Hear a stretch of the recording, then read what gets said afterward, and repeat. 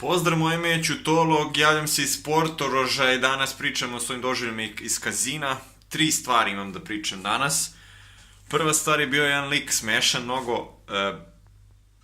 On je držao pare u koverti koje su mu stajale ovde, kako bi rekli, u nedrima. Ajde, tako ću da opišem, bukvalno ispod majice. Tačno mu se vidi kako je nabuđeno, znači ko je lik.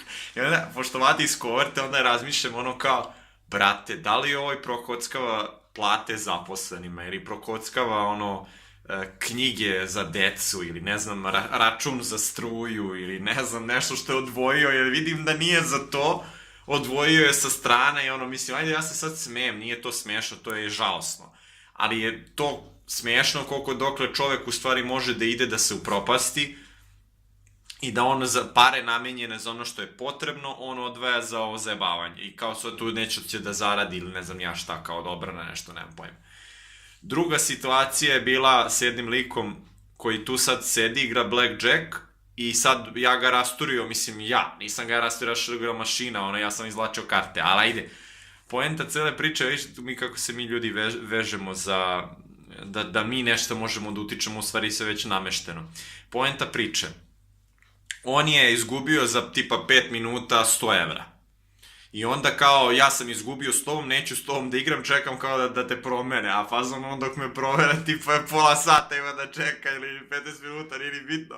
Ovo što je bilo smiješno, ali ne bi bilo to meni to što je smiješno toliko koliko je on pre toga, tipa dan pre, dok je bio, igrali smo poker i ja njemu delim i kao, eto ljudi kao misle da ti možeš da utičeš, to je, znaš, ono, to je sreća, to ono, statistika i to sve.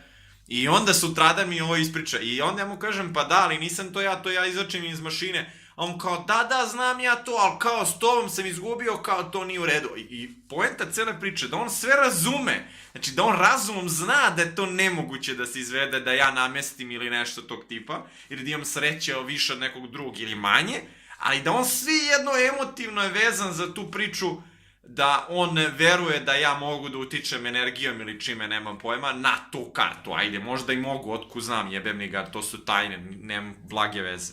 Ali nebitno je to. Suština je meni da je on shvatio tu razumom, racionalno je shvatio, ali da emotivno neće da prihvati. Znači da neće da prihvati i da on traži da se menja krofije. Ali dobro, to su te sujeverje, valjda to jebem li ga, znaš, ono, otkud ja znam šta je tu sve u pitanju, ali čudno je to.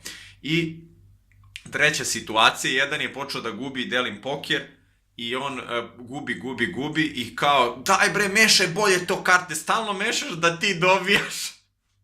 Ja kažem njemu, kažem gospodine, ali ja mešam uvijek isto mešam karte, nema razlike, ni ono prethodno ni ovo sad, znači to što se neka dešava, to je tako, nema to veze sa mnom. A on to pripisuje meni kao ti mešaš samo da ti dobiješ i onda Vlada bukvalno neće da igrati sa mnom, kao previše imaš sreće.